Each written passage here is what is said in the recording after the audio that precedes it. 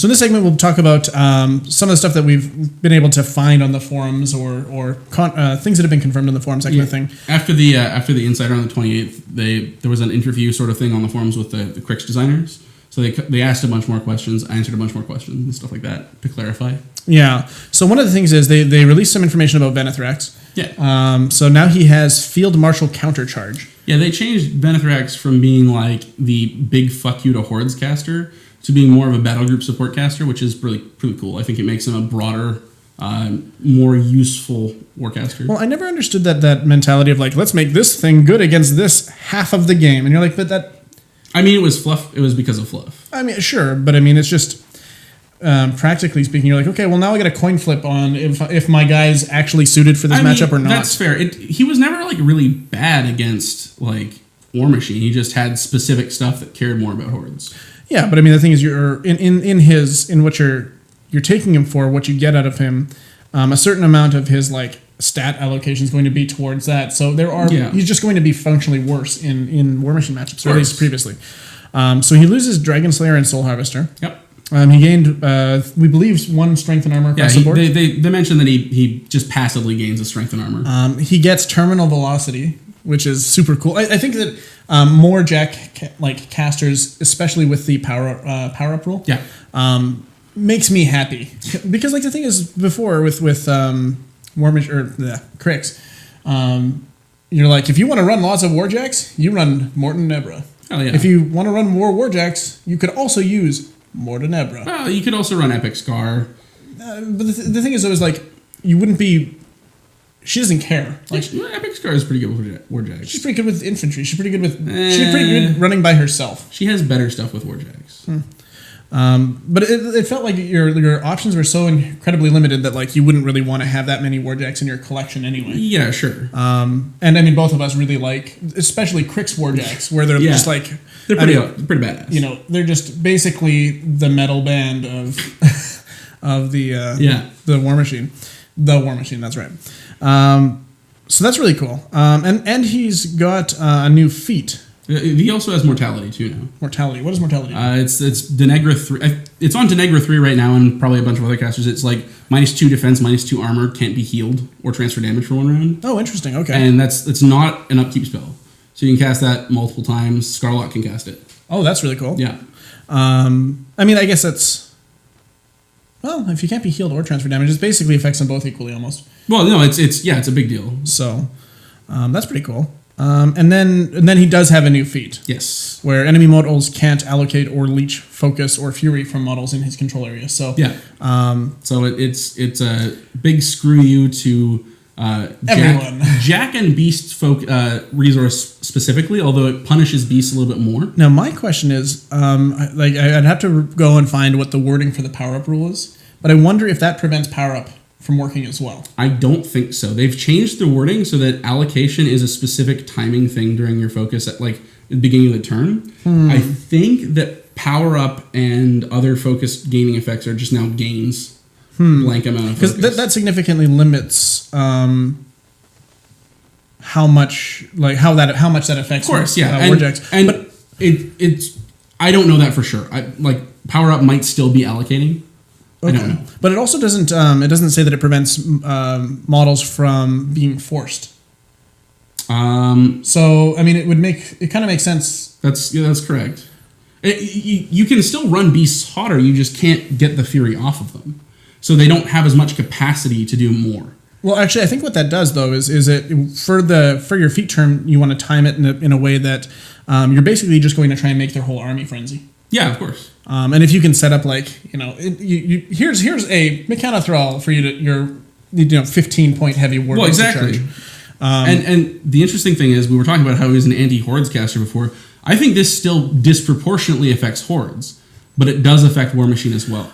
I mean, so the whether or not power up gets changed, or rather counts as allocation or not, will make a huge difference. Sure, but that's still just one focus, right? Like you can't put more than that one focus on. Yeah, but the difference between 1 and 0 is infinite. Sure, yes, but that's it. That's what I'm saying is it disproportionately affects Hordes more than War Machine.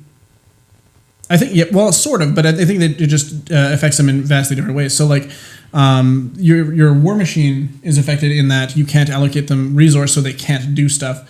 But your hordes, you're preventing them. You're putting them into a position where they can't get their resource back. Yes, necessarily. So, in the horde's case, you're limiting what their warcaster can do, and you're also either that or damaging their warlock. Because presumably they can still leech from themselves. Okay, that's fair. And you're also hopefully trying to. I mean, hopefully you have the opportunity to control the board state a little bit by making them right. But so what I'm saying is you're still limiting what they can do because you're limiting them like more that you can force them. But you're also doing more, which is why I'm saying it just disproportionately affects hordes more than War Machine. So do you think? How powerful do you think that feat is? I think it's pretty absurdly powerful. I'm pretty sure that P. Morgul has something similar and is really good. He just has a control range of 5 right now, so it's kind of a smaller area. I think in Venethrex's case, it could be potentially a lot more interesting because currently he has a focus of 7. So that'd be like 14? Yeah. Wow.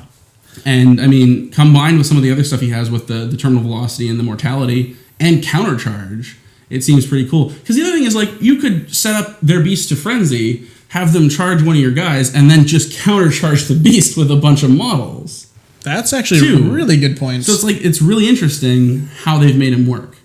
And I mean, I think if you like that wouldn't even be that hard to set up, and that would be hilarious. Not at all. That's actually really cool. Well, we're gonna have to get him. Of course. Venethrex. So Venethrex. I mean, before I don't think many people really played him. No, but, he was a very unpopular. He was probably one of the least played casters in Crix. I mean, to be fair, Crix had a lot of great casters, and I don't think Venethrex was really bad. He just wasn't as interesting as some of the others. But now I think he's very compelling. I think mechanically he's very interesting and he's unique. So that's really he's really a cool guy and doesn't afraid of anything. So a couple other things that we were able to confirm. Actually, I guess what else do we have from the forums on that side? There was a bunch of changes that they confirmed with other Crix models. Okay. Like they confirmed that Revenants work a little bit different. You just roll if your unit has less than its maximum amount of models, you just roll a D3 and bring that many back. Oh, interesting. They changed the way Excarnate works a little bit. So how did Excarnate work previously, and then? Well, so the main thing that they changed with Excarnate is actually relevant to any models that summon or bring models back to play, in that they forfeit their combat actions. Okay. So Excarnate previously you could like kill a guy, make a Bile Thrall, and then the Bile Thrall could then move and purge on the same turn, which is ridiculous. Nonsense. You can't do that anymore. It forfeits its combat action. Also, I'm not sure, but I think they also restricted it to you have to add it to a model, a unit that's less than its maximum. I'm not 100% positive about that one. Okay. So you might still be able to go over your max, but I'm not positive. Okay. They made some changes to allusions to Rengrave being different, which is like the solo for the Revenants. Okay. The cool thing about him. And just to confirm, the Revenants were the ghost guys, ghost pirate guys? No, those are Blackbane's Ghost Raiders. Revenants were the zombie pirates. Oh, okay. I know there's piratey. That was close. Yes, the Revenant crew of the Atramentus, I believe, is what they're called. That's why they call you the Memory. Okay. So anyway, the main major change to Rengrave is a change in the way the leadership rule works. Previously, it was X range and line of sight. They've dropped the line of sight requirement, which means that Rengrave can now lead from the back and still give the bonus to his dudes. They changed sack pawn to self-sacrifice, which basically just means that it's no longer one of the other Revenants taking the hit for him. It's and jumping in the way. Well, no, it's just he gets healed to 1 and the Revenant dies. Okay. So he's easier to kill again, as opposed to taking the whole shot for the Revenant. Oh, I see. Yeah. That's interesting. I mean, I'm really excited about when we actually get the cards into our hands and can absolutely. June 12th. Well, that's for War Room, which I'm still. Well, I don't care. We'll see. That's interesting. What was there any other major news that we're aware of for Crix in the forums? They mentioned the Necrotex changing the function. They actually mentioned this a week ago, but I don't know if we covered it. Since rec markers don't exist anymore, and Necrotex used to use rec markers, they now sort of just gain scrap tokens whenever a warjack dies within a certain distance of them. Okay. And then they can use those to either make their repair rolls better They don't have to make a roll for the skill check anymore, but they repair more boxes with the scrap tokens, or they make scrap rolls with them like before. I wonder what the implications are with that trio. The Wither Shadow Combine? Yeah. I mean, it was interesting. They didn't change rec markers. They just killed, like, if they killed a Warjack, you got to put a Warjack into play for free. I wonder if they still do that. Which is ridiculous, but cool. I hope they still do that. I mean, that would be great if they still do that. The thing is, that was like kind of one of their signature things. So yeah, I mean, I have to imagine that they're still going to kind of. I would expect that they keep that and lose disbinding. Why do you think they should lose disbinding? Because they mentioned also on the forums that upkeep hate in general is going to be toned way down outside of Protectorate. Okay. Because Protector should like, fuck you, Magic's bad. God, woo, Menoth. Well, and the thing is, like, it makes sense for them to have like a lot of those kind of purge effects. And, and the problem that we came across in like late Mark II was that it doesn't, like, you'd have all these cool abilities and you'd throw up your upkeeps and you'd have your stuff ready to go, and then it's just like purge, everything's gone. Yeah. Well, it's certain casters especially got the shaft with that, like P. Morvana in Circle was like an upkeep dependent caster that had like 3 unique upkeeps as her game mechanics. And you just couldn't play her into a Purification caster or Epic Iris. It's the same thing I had with like my favorite Legion caster for a long time is Absolonia 1. And it's like, that's 90% of what she does. She can like turn into a feral Warpwolf almost herself otherwise, but like mostly you're like, okay, you get this, you get that, you get to be stronger. Forced Evolution, Carnivore. But at least you could recast those on your turn and still get the benefits from them on the next turn. It would be a Fury expenditure. That's true. With Morvana, like, if you didn't have the upkeep spell on at the beginning of your turn, it did nothing. Oh, really? For 4 Fury to cast it. Like, it was... I mean, it's a good spell. There should be ways to help with it, but it shouldn't just be, like, shut down with a 3-point model. Yeah, that's probably true. And then it's just like, yeah, there was a lot of access to that. So it's nice to hear that they're doing that, and then that way people can have that as a strategy. Yeah, exactly. Instead of this kind of, it's a strategy, but not really. I'm excited to see if units like the Revenants and stuff get picked up a lot more often, because, I mean, I feel like Crix has used Banes for too long. Like, I mean, I agree. I think that's correct. However, I've seen a lot of like the Black Banes Ghost Raiders are used in a lot of lists. Okay, but I like Banes. So character restrictions were a thing. They're not anymore. So Ghost Raiders being a character unit can be played more. And B, Pirates. I didn't see a lot of people use Pirates. I didn't see a lot of people use Mechanothralls. Biothralls fell out of favor due to the meta. It's true. I've only seen a few players run Soul Hunters, even though they're pretty good in the right circumstances. That's their light cav. So I really like to see, and the Statixis don't see enough play at all. That's true. Especially with... I don't think you're wrong. I just really like Banes. Like that's fair. I mean, Banes are cool. I like them. I like them. The models. I like them thematically. And especially now that they're ghostly. Like, you actually have like the whole. I'm thinking like Pirates of the Caribbean, kind of like walking across kind of these armored skeleton dudes. I want to use them a lot. And I don't want. And this is totally wrong, but I don't want tempting other models to tempt me out of the Bane. Oh, for fuck's sake! And like, an interesting thing is they announced a unit a while back, like 6 months ago, when they teased all of the new casters. I think we're gonna get another Thrall unit. No, well, probably down the road, but the unit they teased was Statixis Gunslingers. Oh, that's different. Which is interesting because also in this latest Insider, they mentioned that Crix is not going to have a gun line. Like, because they want the theme to be like, they cripple you from range with spells that mostly debuff you, and then like run in for the kill with like zombies and shit. So I'm interested to see what the Statixis Gunslingers do that's cool because they have fucking guns, but doesn't make them a gun line. I mean, okay, they have guns, so it wouldn't be this, but what I think would be cool is if they had like harpoons. Well, I mean... So you could like hit somebody and draw them in? You got the Black Ogre and Boarding Party for that. Oh, okay. There already are models that do that. I guess, but like a small base version. Yeah, but a medium base version is better because you can drag medium bases. Well, and they're trolls, aren't they? Ogren. Oh, so still good. Yeah, I mean, pretty much trolls. Yeah. Actually, fuck it. We actually I don't even remember their name. Bloodgorgers. Bloodgorgers. Yeah, that's a unit that doesn't see play at all. That's true. Maybe that could be cool now. Who knows? Well, that's the thing. That's the exciting thing. Is okay. To be fair, the Bloodgorgers. I mean, I just think are awesomely cool models that nobody ever played with, or at least nobody here that I ever saw. Yeah. Well, because they just weren't really that good. It's like, why not play Banes? Yeah. speaking of models like that, I can't wait to see the Incinerator changes, whatever they are. Like, I really badly want them to not suck. Okay. So my Mark III wish list is now number 3, Incinerators being really good. I just want at least usable. Anyway. Well, they're pretty cool models. They are. They should get Shield Guard and Vengeance, and that'd be cool. Yeah, I mean, it's not going to happen. Well, actually, I don't know if that wouldn't happen. For me, I kind of want them to be, like, I would like to see them to be as good as you want Mana Wars to be. Sure, I think Shield Guard and Vengeance would do a fucking lot to do that. That's right. Because, like, hey, now I'm blocking a shot for someone else, and now I'm pissed off because you hurt me.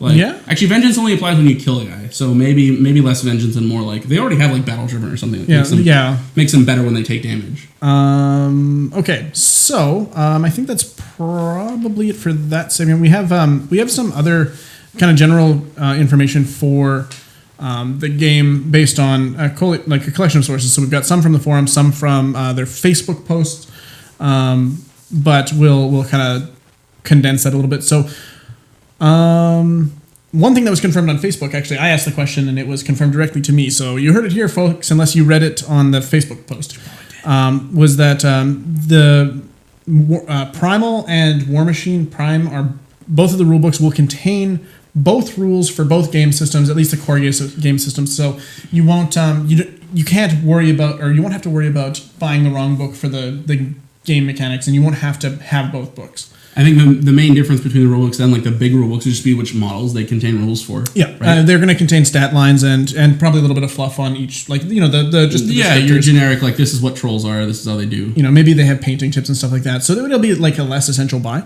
but yes, you don't have to buy freaking 2 books for your one game. That's been something I've been talking about for a long time. And that makes some sense. Another thing they confirmed is that all heavy War Beast Warjacks will have a minimum 1-inch reach, which is new to the game. Yep. Well, since the change to reach being a keyword ability, now it's just your attack range, which are all going to be either 1/2 inch, 1 inch, or 2 inch. Yeah. So infantry are going to baseline at 1/2 inch. Some will have 1 inch. Some will have 2 inches. I mean, I would say that every model in the game that's smaller than a heavy Warjack has a base of a 1/2 if they have, and then they just add range if they want, right? Yeah. It's another knob they can use, right? Well, exactly. So it's interesting that all heavies are going to be minimum twice the reach of an infantry guy, which makes sense. Of your default infantry. Your default infantry. We've already seen that trenchers have the 1-inch range. Yeah, as well. But that makes sense. They've got like the big bayonet. They can. Yeah. At least there's a reason for it, right? Yeah. And then from the forums, we've got a couple pieces of information. So you can no longer charge friendly models. Yes. Why does that matter? Why does that matter? Well, I mean, it was always kind of stupid from like a fluff sense, but it makes it so that you can no longer do some really dumb shenanigans with charging models in general. So the question is, the frenzy mechanic. Does you that... can no longer voluntarily charge friendly models. I'm sure that frenzying can still make you... That would make sense, because I mean, there's... That would be like counterproductive to them wanting frenzy to be a thing that you care about. Yeah, and just like, I just free charge anything, doesn't matter. I mean, you can still sort of get some free cheaty movement, but only with Warjacks and models that can slam, because you can still slam friendly models. Mm-hmm. They said they were okay with bowling, as they put it. They're not really okay with getting those cheaty extra inches. Like, as a specific example... The Devil Shadow Mutineers used to have a trick where because the gunfighter model, because the kind of the best model in the unit had gunfighter, you could declare a charge with the whole unit, have her like in the back safe, charge one of the other members of the unit, have a successful charge because you made it into melee, and then the other 2 charge out, letting her use her gunshots freely at a greater range up the table. That's ridiculous. That is ridiculous. That's one of the things that they're changing with this. You can still fail a charge. They clarified that as well. Like, you can still choose to charge an enemy model and fail the charge, getting an extra little bit of distance. So you can still do something like on a Warlock or Warcaster, cast a couple of spells and then fail charge up the table. Okay. But you no longer have as great control over it, because you could technically have fail charged your own model in exactly the direction that you wanted to go. Okay. Which, again, with pre-measuring 2 would have been more powerful, relatively speaking, in this edition. Because you could have made sure that you were just out of melee range and never had to make an attack on your own model. Okay, and something related, although not necessarily exactly the same, is you can also intentionally fail AoE. Yeah, you can shoot something that definitely won't make it to the target and have it drift. Hope that it drifts over. Yeah, which is cool. I mean, makes sense that they still have that in place. For sure. So I think that covers up most of the core news up until they release more news. What do you think about those changes, specifically the ones where you can no longer charge friendlies and you can't just...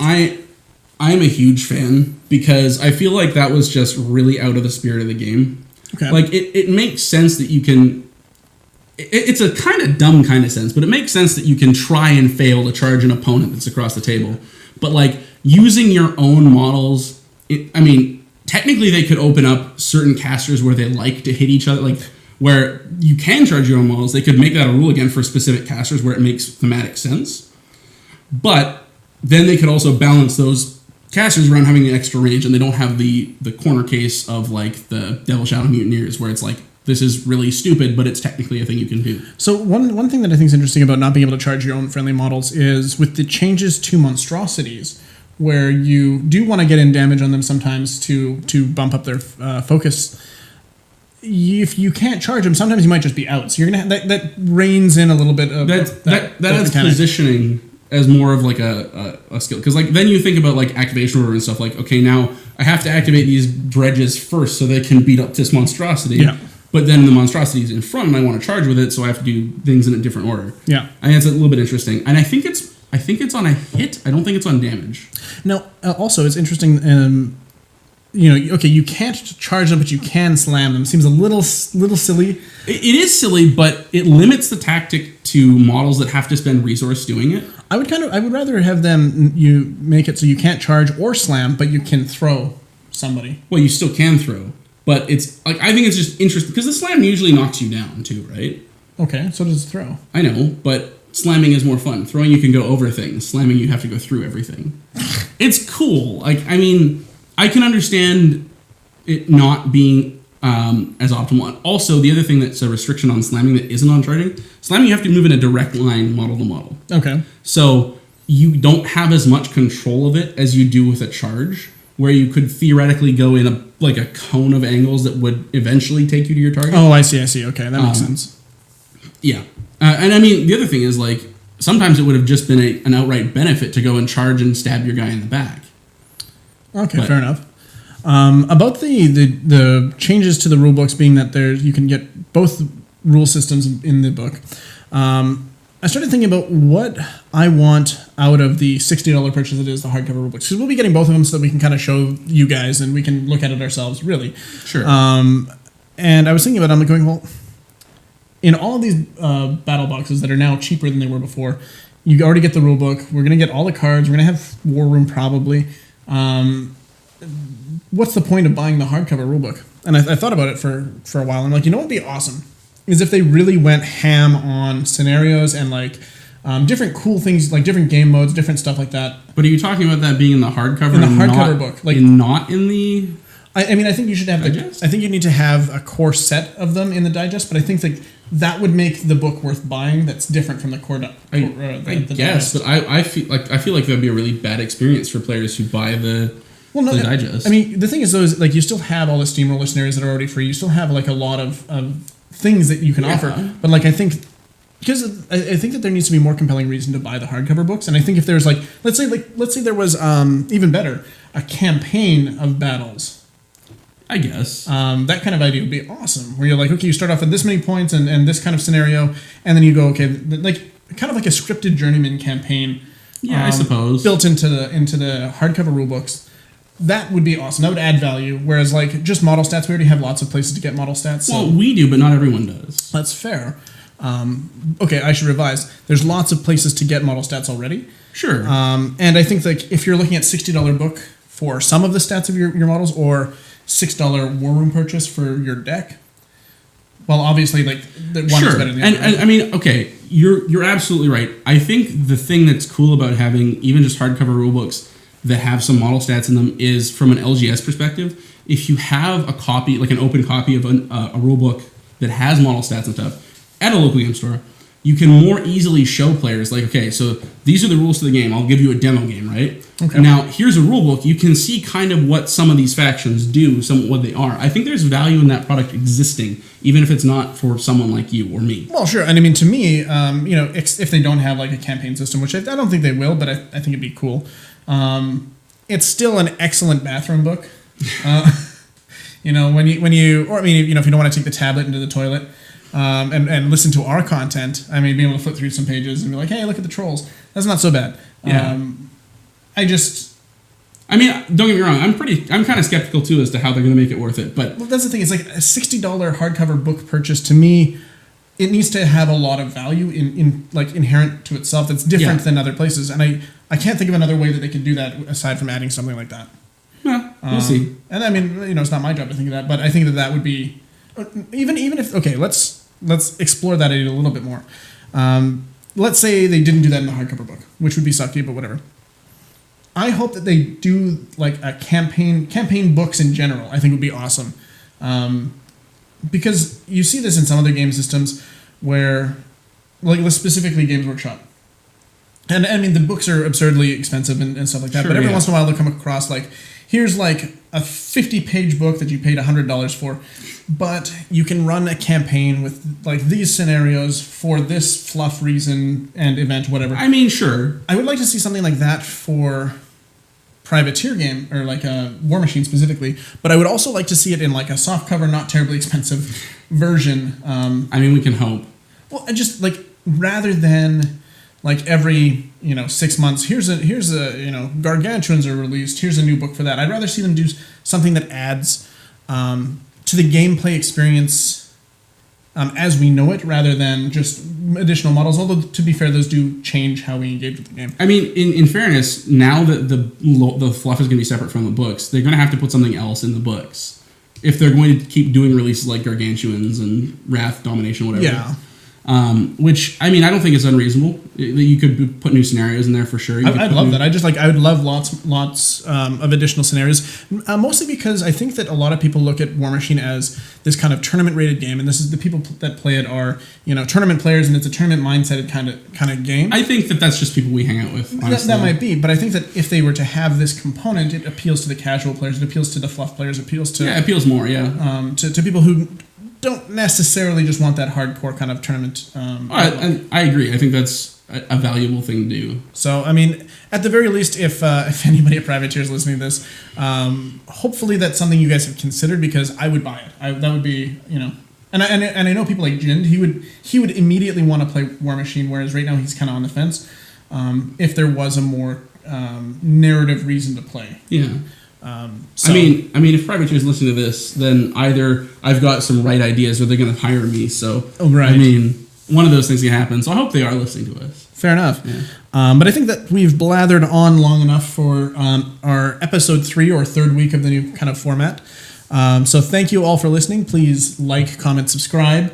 Check out our podcast. Again, soundcloud.com/WSUJ Gaiden, because I know that some people have commented and said that the videos are too long, we don't want to engage with that way. But if I had a way of taking it elsewhere, then I'd do that. So that's why we're doing the podcast, because some people want to do that.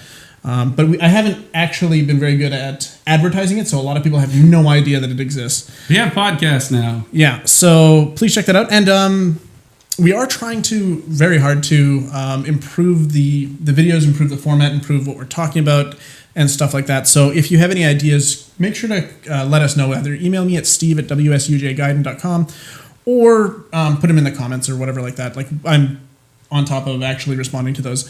But Steve needs your acknowledgement and your love. Well, I mean, acknowledgement and love that's why we do it, right? But I really want to make this show something that people are interested in, and anything we can do to improve that would be pretty sick. Come check out the Connection Games and Comics. We have the largest selection of War Machine and Hordes miniatures in the Lower Mainland. War Machine Wednesdays and Sundays, with tables and terrain to play your game.